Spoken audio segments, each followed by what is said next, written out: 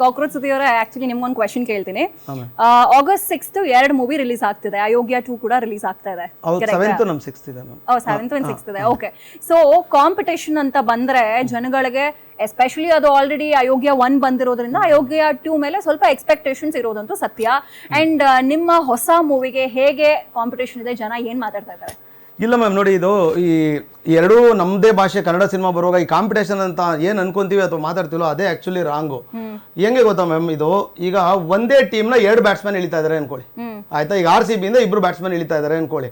ನಮಗ್ ಕಾಂಪಿಟೇಷನ್ ಅಲ್ಲ ಮೇಡಮ್. ಈಗ ಅವರೇ ಒಬ್ಬ ಬ್ಯಾಟ್ಸ್ಮನ್ 70 ರನ್ ನೋಡಿದ್ರು, ಇನ್ನೊಬ್ಬ ಬ್ಯಾಟ್ಸ್ಮನ್ 60 ರನ್ ನೋಡಿದ್ರು, ಅದು ಕೌಂಟ್ ಆಗೋದು ಯಾರಿಗೆ ಮೇಡಮ್? RCB ಟೀಮ್ಗೆ. ನಮ್ ಕಾಂಪಿಟೇಟರ್ ಯಾರು ಗೊತ್ತಾ? ನಮ್ಮ ಆಪೋಸಿಟ್ ಈಗ ಒಂದು ಚೆನ್ನೈ ಸೂಪರ್ ಕಿಂಗ್ಸ್ ಅಂತ ಇರುತ್ತೆ ಅನ್ಕೊಳ್ಳಿ, ಆ ಬೌಲರ್ಗಳ ಜೊತೆ ಅಷ್ಟೇ ನಮ್ಮ ಕಾಂಪಿಟೇಷನ್. ನಮ್ದೇ ಟೀಮಿಂದ 2 ಇಳಿಯುವಾಗ ಅದು ಕಾಂಪಿಟೇಷನ್ ಹೆಂಗಾಗುತ್ತೆ ಮೇಡಮ್? ಅಲ್ವಾ ಮೇಡಮ್? ಕರ್ನಾಟಕನೇ ಒಂದು ಗ್ರೌಂಡು ಅಥವಾ ನೀನು ಎಷ್ಟು ಹೊಡಿ ಅಂತ ಬಿಟ್ಟಿರೋ ಒಂದು ನೀನು ಎಷ್ಟು ಸ್ಕೋರ್ ಮಾಡ್ತೇ ಮಾಡುವ ಅನ್ನೋ ಥರ. ಈಗ ಅದರಲ್ಲಿ ಅವ್ರು 70 ರನ್ ನೋಡಿದ್ರು, 80 ರನ್ ನೋಡಿದ್ರು, 100 ರನ್ ನೋಡಿದ್ರು, ನಾವು 100 ರನ್ 90 ರನ್ ಹೊಡೆದ್ರು, 2 ಕರ್ನಾಟಕಕ್ಕೆ ಲಾಭ ಮ್ಯಾಮ್. ಅಲ್ವಾ ಮ್ಯಾಮ್? ಇದು ಕಾಂಪಿಟೇಷನ್ ಅಲ್ಲ, ಒಟ್ಟಿಗೆ ಒಂದೇ ಟೀಮ್ನ 2 ಒಳ್ಳೆ ಪ್ಲೇಯರ್ಗಳು ಇಳಿತಾ ಇರೋ ಥರ. ಹೊಸಬ್ರು ಅಳುಬ್ರು ಹಂಗೇನ್ ಬರಲ್ಲ. ಈಗ ವಿರಾಟ್ ಕೊಹ್ಲಿ ಆಡಿದಾಗ್ಲೂ ಸೂಪರ್ ಅನ್ನೋದು, ಸೂರ್ಯವಂಶಿ ಬಂದು ಆಡಿದಾಗ್ಲೂ ಸೂಪರ್ ಅನ್ನೋದು. ಸೂರ್ಯವಂಶಿನೂ ಯಾರಿಗೂ ಕಮ್ಮಿ ಇಲ್ಲ, ಹಂಗಂತ ವಿರಾಟ್ ಕೊಹ್ಲಿನೂ ಯಾರಿಗಿಂತ ಕಮ್ಮಿ ಅಂತ ಏನಲ್ಲ ಅಲ್ವಾ ಮ್ಯಾಮ್? ನಮಗೆ ಕಾಂಪಿಟೇಷನ್ ಇರೋದು ಯಾರು ಹೇಳೋದು? ಆಪೋಸಿಟ್ ಟೀಮ್ ಮೇಲೆ, ಬೇರೆ ಭಾಷೆ ಬೌಲರ್ಗಳು ಅವ್ರ ಮೇಲೆ ಅಷ್ಟೇ ಕಾಂಪಿಟೇಷನ್ ಮ್ಯಾಮ್. ಇದು ಯಾವಾಗೂ ನಾನು ಕೇಳ್ತೀನಿ, ಒಟ್ಟಿಗೆ 2 ಸಿನಿಮಾ ಬರ್ತಿದ್ದಿಲ್ಲ ಮೇಡಮ್, ಒಂದೇ ಟೀಮ್ನ 2 ಇಳಿತಾ ಇದೀವಿ. ಸೊ ಕಾಂಪಿಟೇಷನ್ ಹೆಂಗಾಗುತ್ತೆ ಮ್ಯಾಮ್? ಕರೆಕ್ಟ್. ಅಂಡ್ ಸರ್, ಇವಾಗ ಕಷ್ಟ ಹೆಂಗಾಗೋಗಿದೆ ಅಂತ ಹೇಳಿದ್ರೆ, ಹೊಸಬರಿಗೆ ಬಂದಾಗ ಸ್ಕ್ರೀನ್ಸ್ ಕೊಡೋದು ತುಂಬಾನೇ ಪ್ರಾಬ್ಲಮ್ ಆಗೋಗಿದೆ. ಹೊಸಬ್ರು ಬಂದಿದ್ದಾರೆ ಅಂಡ್ ಅದು ಆ ವಿಚಾರವಾಗಿ ಬಂದಾಗ ಲಾಟ್ ಆಫ್ ಪ್ರಾಬ್ಲಮ್ಸ್ ಕೂಡ. ಸೊ ಅದನ್ನೆಲ್ಲ ಹೇಗೆ ಫೇಸ್ ಮಾಡಿದ್ರಿ, ಅದನ್ನೆಲ್ಲ ಹೇಗೆ ಓವರ್ಕಮ್ ಮಾಡಿದ್ರಿ? ನಾನು ಪ್ರೊಡ್ಯೂಸರ್ ಆಗಿ ಹೇಳೋದೇನೆಂದರೆ, ಹೊಸ ಪ್ರತಿಭೆಗೆ ಅವಕಾಶ ಕೊಡಬೇಕು ಎಂಬುದು ನನ್ನ ಒಂದು ಅಭಿಪ್ರಾಯ, ನನ್ನೊಂದು ಏನು ಮನವಿ ಇರ್ಬೋದು, ಮತ್ತೊಂದು ಇರ್ಬೋದು, ಏನೋ ಇರ್ಬೋದು. ಬಟ್ ಹೊಸ ಪ್ರತಿಭೆಗೆ ಕೊಡಬೇಕು.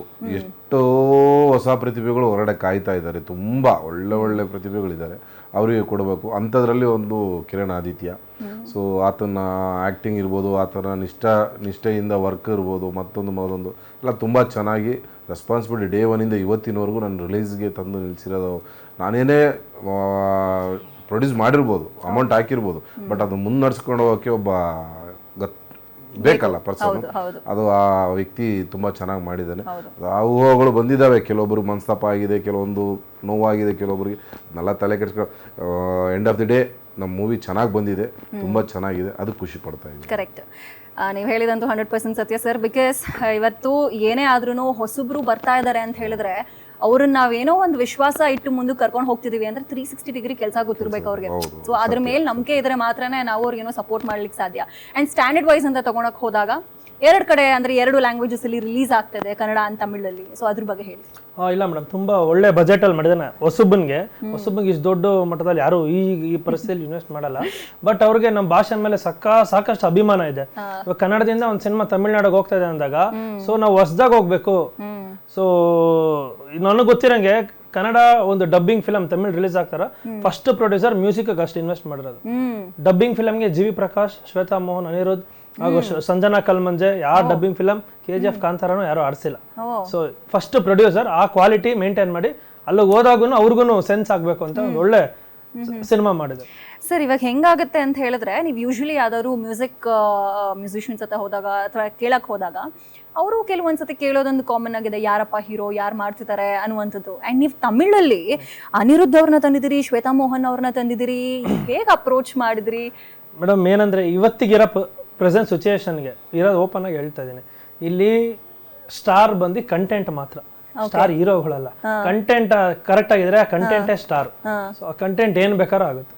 ಕಂಟೆಂಟ್ ನಂಬಿ ನಾನು ಬಂದಿರೋದು. ಸೊ ನನ್ನ ಅಪ್ರೋಚ್ ಅದೇ ಸ್ವಲ್ಪ ದೊಡ್ಡದಾಗೇ ಇದೆ.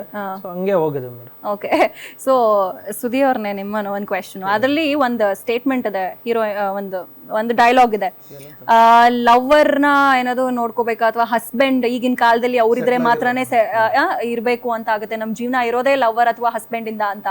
ಸೊ ಯಾರ್ದು ಇದು ಸ್ಟೇಟ್ಮೆಂಟ್, ಯಾಕಾಗಿ? ಹೆಣ್ಮಕ್ಳಲ್ಲೂ ಅಥವಾ ಗಂಡ್ಮಕ್ಳಲ್ಲಿ ಕಮ್ಮಿ ಓಡೋದು, ಬಿಕಾಸ್ ಗಂಡ್ಮಕ್ಳೇ ನೋಡ್ಕೊಳ್ತಿರೋದ್ರಿಂದ. ಏನೇ ಸಮಾನತೆ ಇದ್ರು ನೋಡ್ಕೊಳ್ಳೋದು, ಖರ್ಚು ಮಾಡೋದು ಅಥವಾ ಮನೆ ಅಂತ ಬಂದಾಗ ಗಂಡ್ಮಕ್ಳದ ಮೇಡಮ್. ನಾನೇನು ಉಲ್ಟಾ ಹೇಳ್ತಿಲ್ಲ, ನಿಮ್ಗೂ ಗೊತ್ತಿರುತ್ತೆ. ಈಗ ನೀವು ಆ ಕಡೆ ಹೆಣ್ಮಗಳು, ನನ್ನ ಈ ಕಡೆ ಗಂಡು ಹುಡುಗ ಕೂತಿರ್ಬೋದು. ಬಟ್ ಹಂಗೆ ಬಂದಾಗ ಹುಡುಗರು ಆಲ್ಮೋಸ್ಟ್ ನಾವು ಹೆಂಗೆ ಯೋಚನೆ ಮಾಡ್ತೀವಿ, ನಾವು ಹುಡುಗ ಆಗಿ ಹುಡುಗಿ ಚೆನ್ನಾಗಿದ್ರೆ ಸಾಕು, ಗೌರವಾಗಿದ್ರೆ ಮನೇಲಿ ಸಾಕು ಅನ್ನೋ ಥರ ಯೋಚನೆ ಮಾಡ್ತೀವಿ. ಬಟ್ ಹುಡುಗಿ ಆಗಲಿ ಹುಡುಗಿ ತಂದೆ ಆಗಲಿ ತಪ್ಪು ಅಂತ ಹೇಳ್ತಿಲ್ಲ. ನಾಳೆ ನನ್ನ ಮಗಳೋ ನನ್ನ ತಂಗಿನೋ ಇದ್ರು ಹಂಗೆ ಯೋಚನೆ ಮಾಡೋದು. ಮನ್ಸಿರೋನ್ ಮದುವೆ ಆಗೋದು ಇಂಪಾರ್ಟೆಂಟಾ, ಸೆಟ್ಲ್ ಆದವನ್ ಮದುವೆ ಆಗೋದು ಇಂಪಾರ್ಟೆಂಟಾ ಅಂತ. ಸೊ ಎರಡೂ ಬೇಕಾಗುತ್ತೆ ಮೇಡಮ್. ಈಗ ಮನ್ಸಿರೋ ನಮ್ಮ ಮದುವೆಯಾಗಿ ಮಜ್ಜಿಗೆಗೂ ಕಾಸಿಲ್ಲ ಅಂದ್ರೆ ಏನ್ ಮಾಡೋದು ಮೇಡಮ್? ತುಂಬಾ ಸೆಟ್ಲ್ ಆಗಿರೋ ನಮ್ಮ ಮದುವೆಯಾಗಿ ಸುಮ್ಮನೆ ಏನೋ ನಾಯಿ ತಂದು ಬಿರಿಯಾನಿ ಆಗ್ದಂಗೆ ಹಾಕಿದ್ರೆ ಪ್ರೀತಿನೇ ಇಲ್ಲದೆ ಅದನ್ನ ಹೆಂಗ್ ತಿನ್ನಕ್ಕಾಗತ್ತೆ?